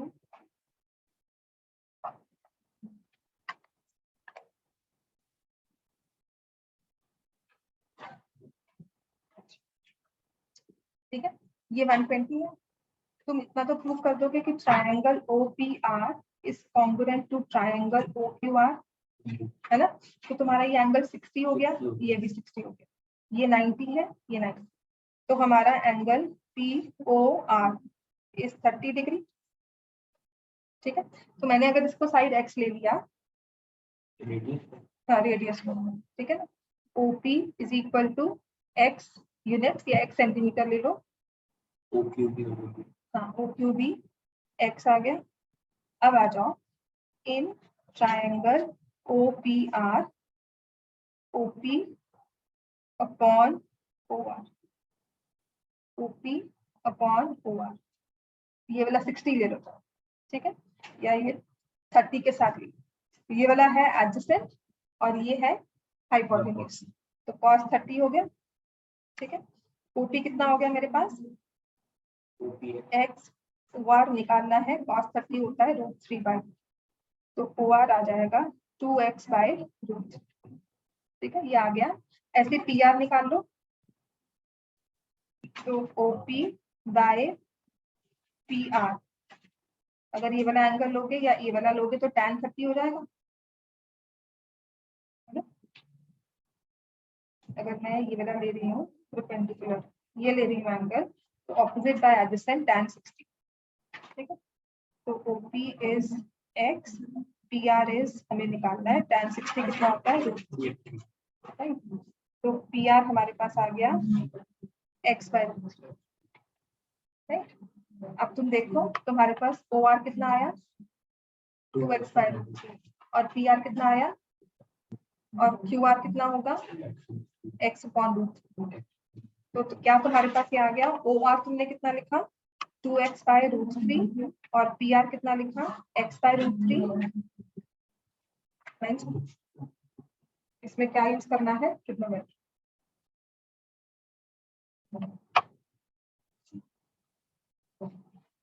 nth term दी हुई है, 1 2 3 पुट करके निकाल लो, first term second term, first term second term third term, common difference 20 terms का sum. क्यों? अगर आपके पास फर्स्ट सेकंड थर्ड टर्म आ गई तो कॉमन डिफरेंस नहीं आ सकता, आना चाहिए ना, करके निकालो, करो एक बार ये क्वेश्चन नंबर 3 सॉल्व करो। हाँ जी, क्वेश्चन नंबर एग्जांपल नंबर 3 कहां तक सॉल्व हुआ? हो गया, फैक्टराइज करो, सबका हो गया, असली हो गया, पक्का फैक्टराइज करो, गुड। अच्छा, इसके बाद हमें करना है क्वेश्चन नंबर 2, क्योंकि क्वेश्चन 1 मैं करवाऊंगी, उसमें एब्स्ट्रैक्ट वे में आपको एक फॉर्मूला बन जाएगा जिसे हम कहेंगे area of an equated triangle, उसका डायरेक्टली फॉर्मूला आ जाता है, ठीक है, तो वो रटना है, वो रट्टा मार के हमें फॉर्मूला याद रखना है, क्योंकि हम उसे बाकी क्वेश्चंस में भी काफी बार यूज करते हैं। चलो, इसको फैक्टराइज किया है, मेरे सॉल्व करने की जरूरत है इसमें नहीं ना, हो गया ना सॉल्व सबसे, एवरीवन राइट, इसमें तो आंसर भी दिया हुआ। अब आते हैं एक्सरसाइज 12.1 क्वेश्चन नंबर 2, चलो वो लास्ट क्वेश्चन होगा, उसके बाद छोड़ दूंगी, ठीक है। एक्सरसाइज 12.2 क्वेश्चन नंबर 2 1 बाद में करवाऊंगी, आराम से कल करवाऊंगी, क्या 12.1 sorry 12.1 question number 2. The triangular wall, side wall of a flyover has been used for advertisement. देखो फ्लाईओवर ऐसा जाता है, तो यहाँ पर जो स्पेस इसको जोड़ने के लिए बनी होती है ना, तो वो एक ट्रायंगल की फॉर्म में यहाँ पर, ठीक है, ये वाला चीज। साइड वॉल्स जहाँ पे अंडरपाथ जाना, अंडरपाथ जाओगे ना तो वहां साइड पर देखना कि आपको लगेगा कि अप्रोक्सीमेटली एक ट्रायंगल बना हुआ है, जहां पर उन्होंने पेंटिंग करके स्मार्ट इंडिया प्रोजेक्ट में लगाया था ना, स्मार्ट सिटी प्रोजेक्ट में, तो वहां पे पेंटिंग्स की थी, तो वहां पर बिलबोर्ड्स लग जाते हैं जहां पर ये फ्लाईओवर बने होते हैं। Companies buy those billboards, buy those space, this space for advertisement. तो ऐसे एक फ्लाईओवर के नीचे ना एक ट्रायंगुलर स्पेस अवेलेबल है फॉर एडवर्टाइजमेंट, उसकी ना आपको डायमेंशंस दी हुई है, ठीक है। डायमेंशंस क्या है? द साइज आर 122 मीटर्स, एक साइड दी हुई है 122 मीटर, एक दी हुई है 22 मीटर और एक दी हुई है 120 मीटर। ये एक ट्रायंगुलर दिया हुआ है, ट्रायंगल किसी तरह से भी मुझे दिया हुआ है, उसकी 3 साइड दी है, एक है 22 मीटर, 120 मीटर और 122 मीटर। ये ट्रायंगल जो एक स्पेस आपका फ्लाईओवर ऐसा है, इसकी सपोर्ट के लिए यहाँ पर एक पिलर होगा, यहाँ एक पिलर होगा, और साइड वॉल्स होती है ना, देखो ना, अब ये ऐसा कुछ जाएगा 3D फिगर बनाओगे तो, है ना, तो यहाँ पर भी तो एक वॉल लगी होती है सपोर्ट करने के लिए इसको, तो वो सपोर्ट में एक ट्रायंगुलर स्पेस निकल के आती है, तो उस स्पेस को आप कह रहे हो कि उस पे आपने अपना एडवर्टाइजमेंट लगाना है, ठीक है। तो इसमें it says find the area in this advertisement, ठीक है। तो इस ट्रायंगल का उसने, देखो क्वेश्चन में क्या लिखा है कि एक ट्रायंगुलर स्पेस ऐसे बन रही है, the sides of the wall are 120 to 22 and 120. The advertisement yields and revenue of earning of 500 per square meter per year. तो ये जो जो ये ट्रायंगुलर स्पेस है, जब इस पे आप अपनी कोई भी एडवर्टाइजमेंट लगाते हो ना, तो रेंट पे करते हो, रेंट किस हिसाब से होता है कि ये कितना एरिया हमने कवर किया है। तो पहली बात तो मैं ये निकालूंगी कि इस पूरे ट्रायंगुलर स्पेस का एरिया क्या है, समझ में आ गया। I need to find area of the triangular space, और इसे हम फॉर्म करेंगे यूजिंग हेरॉन्स फॉर्मूला। समझ में आ गया इतना? तो 3 साइड्स है ट्रायंगल की, 22 120 122, you have to find the area using Heron's formula. समझ में आ गया इतना? चलो करो।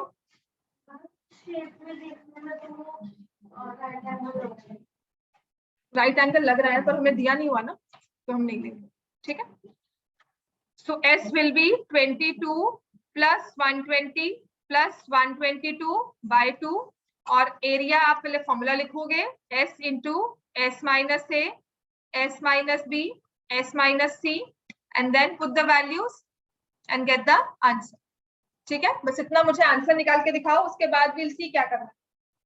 हो गया ना सॉल्व?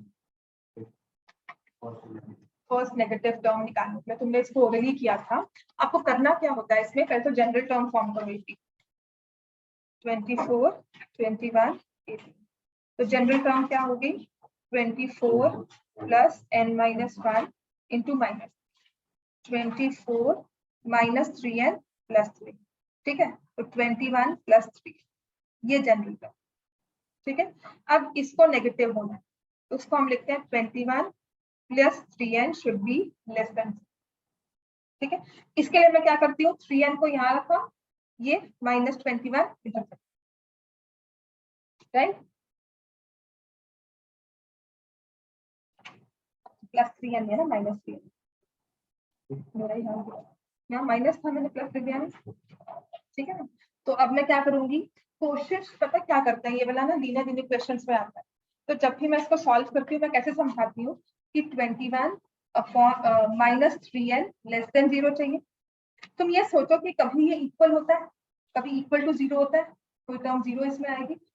21 माइनस 3n, तो मैं क्या करूंगी, 21 माइनस 3n इक्वल टू 0, क्यों नहीं आ सकती, 3n is 21, n is equal to 7, मतलब जब n की वैल्यू 7 होगी तो आपकी टर्म 0 बन गई। अब मुझे नेगेटिव चाहिए, हाँ, तो नेगेटिव टर्म कौन सी होगी, इसके आगे जाएंगे 8, तो n टर्म जो ये n7 है ये 0 होगा, n7 a7 will be, zero आएगी। अगर एक फ्रैक्शन आती तो मैं अप्रोक्सीमेट वैल्यू देखती, ठीक है। नहीं जैसे आपने 0 पुट किया ना, हाँ, वो 0 पुट किया या n7, तो कभी कभी ये, हाँ, ये कुछ ये जो भी आप n टर्म निकालते हो ना, इसको इक्वल टू 0 पुट कर, हाँ, इसको इक्वल टू 0 पुट कर, क्योंकि मुझे लेस देन 0 चाहिए, तो पहले देखूंगी 0 के आसपास कहाँ पर होगा। तो कभी कभी ये होल नंबर आता है, कभी कभी नहीं आता, समटाइम्स वो फ्रैक्शंस में 7/3, मान लो ये 25/3 होता, तो मुझे -3 कैसा बना, हाँ, तो क्या हो गया, नहीं ऐसे नहीं कर सकते, तो बताना होगा -3 कौन सी टर्म है, तो तुमने यहाँ पर देखा ना। अब तुम्हें करना क्या है, देखो कभी कभी क्या होता है, n की वैल्यू आई 25/3, ठीक है, जब 0 होगा। अब मुझे पता है n जो है वो फ्रैक्शंस में नहीं हो सकता, बिकॉज नंबर ऑफ टर्म की बात करते हैं। ये कैसे आया, क्योंकि मान लो कुछ ऐसे दिया होगा 25 माइनस 3, ये टर्म है, ये टर्म n को अगर मैं कोई रिस्ट्रिक्शन ना रखूं तो n को 25/3 रख दिया तो ये 0 हो जाएगा। तो इसका मतलब है अगर मैं इसको अप्रोक्सीमेट लेके जाऊंगी तो ये 8 पॉइंट कुछ में आएगा, 8/24 जितना भी आता है 8.3, वो तो हो नहीं सकता। इसका मतलब क्या है कि अगर मैं n जो है ये 8.3 की वैल्यू के से कम और ज्यादा होल नंबर देख लो, n, हाँ, एक 8 एक 9, 8 का मतलब है कि जब मैं n को 8 पुट करूंगी तो वैल्यू आ जाएगी 1, नेगेटिव नहीं, इसको बढ़ा दो, हाँ, तो 25 माइनस 20, तो फर्स्ट नेगेटिव टर्म मेरे पास आ गई। अब इसको मैं क्यों नहीं सॉल्व करना कहती, 25 माइनस 3n लेस देन 0 करते हो ना, तो या तो जो हमारी वेरिएबल वाली टर्म है उसको शिफ्ट करके पॉजिटिव कर, क्योंकि नेगेटिव से जब भी आप इन इक्वेशन को मल्टीप्लाई करते हो साइन चेंज हो जाता है, तो ये आ जाएगा 3n is more than 21, n is more than 21/3, n is more than 7, clear हो गया, which is n is more than 7। एक बार देख लो इस चीज को, हाँ जी हो गया बेटा, ये इसका एग्जैक्ट आंसर आएगा 1320 स्क्वायर यूनिट्स। आ रहा है कि नहीं, कर रहे हो, करो। सो ये हमारे पास आया 142 प्लस 122 कितना हुआ, 264 132, ठीक है। तो हमारे पास S आ गया 132, इस पे आपने पुट किया होगा 132 माइनस 22, 132 माइनस 120 एंड 132 माइनस 122 का स्क्वायर। सो 132 कितना होता है, 12 into 11, और इसको जब सब्ट्रैक्ट करोगे तो आएगा 110, इसको जब सब्ट्रैक्ट करोगे तो आ जाएगा 20, है ना, 20 आया ना, इसको सब्ट्रैक्ट करके 10 12, हाँ ठीक है, इसको सब्ट्रैक्ट करके क्या आ गया 12, और नेक्स्ट वाले को सब्ट्रैक्ट करके क्या आएगा 10, ठीक है। अब जब मुझे इसको सॉल्व करना है, इसको हो ही गया, एक तो ये 12 दिख रहा है, 11 दिख रहा है, और यहाँ से ये 0 और ये 0 मतलब 10 आ गया बाहर, है ना। तो हमारे पास आ गया 1320 square metre. This is the area. जो ये ट्रायंगल है इसका एरिया है 1320 square units. Area of the triangle is 1320 square units, square metres. अब जो भी इस पर कंपनी एडवर्टाइजमेंट लगाएगी उसके चार्जेस क्या है? हाँ, उसने कहा है आपको 5,000 रुपए देने पड़ेंगे पर स्क्वायर मीटर के। मतलब ये पूरा अगर मेरे पास एक स्क्वायर बना है ना जिसका एरिया है पूरी, मतलब एक एरिया स्पेस की बनी है जिसका एरिया है 1320 स्क्वायर मीटर्स, उसमें 1 by 1 का ना इतना सा ही मुझे लगाने के लिए पैसे देने हैं 5,000 रुपीज। इस पूरी बड़ी सी स्पेस में मुझे एक ब्लॉक 1 स्क्वायर मीटर का अगर लेना है तो चार्जेस होंगे, ठीक है, तो चार्जेस होंगे 5,000 rupees and these charges are for 1 complete year. तो चार्जेस एक तो मुझे एरिया के वाइज दिए हुए हैं और एक टाइम गैप कितना है उसके हिसाब से दिए हुए हैं। तो 5,000 रुपए लगते हैं for 1 square metre for 1 year. तो कंपनी ने ना पूरी हॉल को हायर किया कितने टाइम के लिए? 3 मंथ्स के लिए, ठीक है। तो कंपनी के पास कितना एरिया है पूरे साल के लिए, पूरे 3 मंथ्स के लिए? 1320। लेकिन 1 ईयर में कितना होता है? 12 मंथ्स। तो अगर मुझे रेंट निकालना है या एडवर्टाइजमेंट चार्जेस निकालने हैं तो 5,000 इंटू 1320, लेकिन हमें यूज करना है 3 months out of 12 months, 3 by 12। समझ में आ गया ये हमें, है ना। कंप्लीट ईयर के लिए है 5,000, 3 मंथ्स के लिए हो जाएंगे, पर मंथ हो जाएगा 5,000 by 12। एरिया है 1 स्क्वायर मीटर। अब आ गया आपके पास 1320 और कितने मंथ्स के लिए आप ले रहे हो? 3 मंथ्स के लिए, राइट। इसको सॉल्व करोगे आंसर आपके पास आ जाए।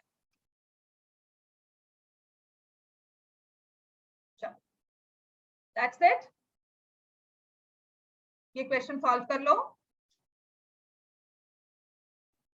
And get the answer. क्या आ जाएगा? 165। करो आंसर निकालो भाई।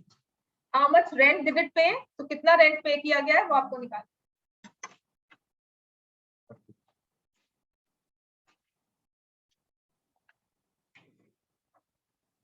Height 1 is to height 2, ratio है 1 is to 3 और रेशियो ऑफ रेडियाई, रेडियाई की रेशियो है 3 is to 1, ठीक है। तो इसको h1 ले लिया, इसको r1 r2, ठीक है। 1 by 3 pi r1 square into h1, 1 by 3 pi r2 square into h। हाँ, तो कितना आ जाएगा? 16540, ठीक है। 16,50,000 है ना, ₹16,50,000। चलो जाओ भाई छुट्टी। कल आपकी नॉर्मल क्लास है 4:30। 16,50,000। हाँ हाँ बेटा आ जाओ।